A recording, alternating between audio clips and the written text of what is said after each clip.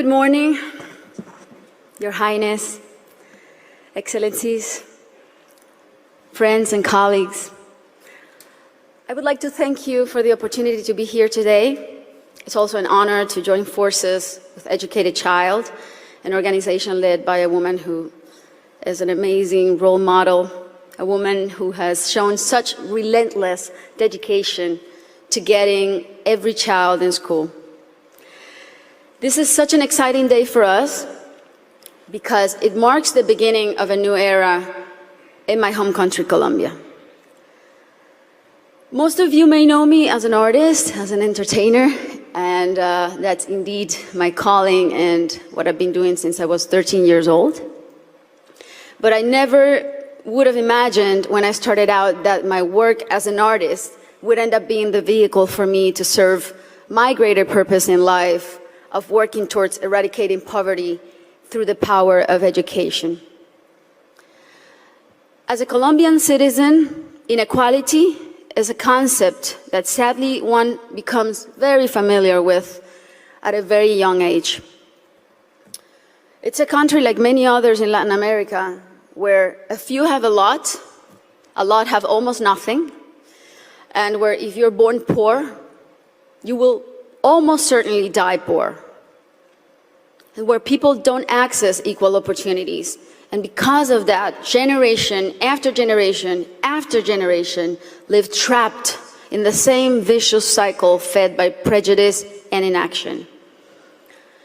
Growing up in my country when I was around 8 years old, I remember I saw kids my age who, instead of being in school, were already working in the streets, were barefoot in the park, kids like me, whose reality was completely different than mine, only because of the circumstances into which they were born. It was really hard for me to accept that something so unjust didn't have a solution. There had to be something that could be done. So I often asked myself why the adults around me were so resigned to the fact that these kids, who were just like me, or even their own children, were living in a parallel reality so different and so cruel. As Kofi Annan put it, poverty is intolerable in a world of plenty. So as soon as I had some success, the first thing I wanted to do was to invest as many resources as I could into what later would become the most meaningful project of my life, working for children. So I set out to find a team of people who dreamed big and worked hard and thought like me to help me right the wrongs that I had witnessed throughout my entire childhood. And that's when our foundation, the Barefoot Foundation, Pies Descalzos Foundation, was born. I knew, and I was only 18 years old then, but I knew that I wanted to focus on children and improving their lives, but I didn't know where to start. So I really felt that I needed to learn what the roots of inequality and low social mobility were. So I decided to study the reasons why children were working in the streets, or why some children were being recruited by the violent organizations like the paramilitary or the guerrillas. Why were so many children suffering from chronic malnutrition? And I realized that most of the issues that children face in my country had and have a common denominator: the lack of access to quality education. To me, it became crystal clear that education was the surest way to give all of these kids the best fighting chance of improving their circumstances in life, because education is the great equalizer. When I started building schools in Colombia, we chose the most remote areas where there was literally nothing, no infrastructure, no paved roads, no electricity, no potable water. And we decided to build in those places, but not only build schools, but state-of-the-art schools. Schools with comprehensive models that included ECD programs, school feeding programs, parent and teacher training.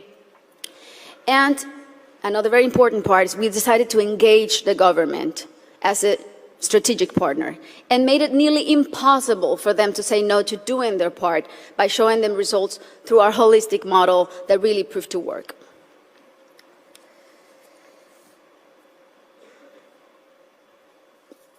We noticed that as soon as a school is built in those places, everything is transformed.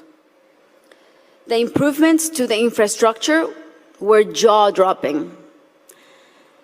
Electricity, potable water were made available, made accessible.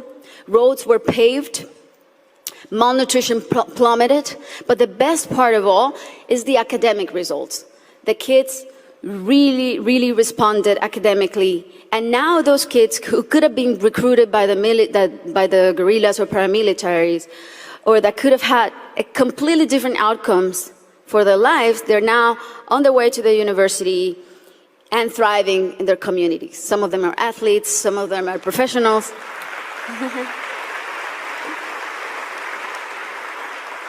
That's why it really is a thrill to work for education. That's why I'm so passionate about it, because I've really seen results that are as palpable as this podium. And seeing all these success stories that have a name and a last name has been one of the most rewarding things I've done in my lifetime, even more so than winning Grammys, I think.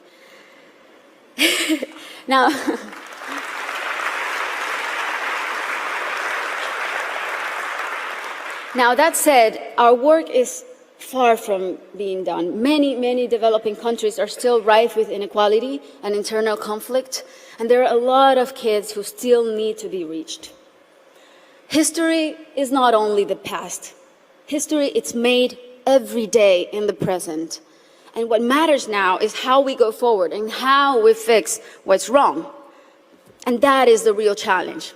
This is the goal of the SDGs and what people like Her Highness and myself and so many more of you who are adamant about achieving are here for. Facts don't lie, and numbers show what an incredible return on investment a quality education provides. For instance, if all students in low-income countries left primary school with basic reading skills, 171 million people could be lifted out of poverty. Systemic change often begins from the bottom up rather than the top down. The government must take responsibility, and we should all put as much pressure as we possibly can, but the rest of all, the civil society, should also do their part. What we have discovered, both at Pies Descalzos and Educated Child, is that many times only one single barrier to entry, such as no access to transportation or basic needs like a functioning bathroom, can prevent a kid from attending school or even put them at risk of dropping out. Sometimes all it takes to change a child's life is the security of a hot meal in school or the ease of being able to hop on a bus that will leave you safely at your classroom's door. It's as simple as that. And these are simple interventions and they don't cost a lot. The biggest effort really is in mapping the communities, in going door to door, searching for the out-of-school children, talking to the parents, talking to their families. Giving a name and putting a story behind these children is the first step to start rewriting their story. Over the next 3 years, we pledge to get 54,000 kids who are out of school or at risk of dropout into the educational system. Ultimately, more than 295,000 people will benefit from this project, including children, teachers, families, and community members. New schools and classrooms will be built. School kits and uniforms will be distributed. Children will be enrolled in school, feeding and transportation programs. Teachers will be trained in strategies and in how to identify those students who are at risk so they can receive psychosocial support. And we are extremely confident that this partnership is only the beginning and will be the model to replicate throughout my country until not a single child is out of school. This is our responsibility.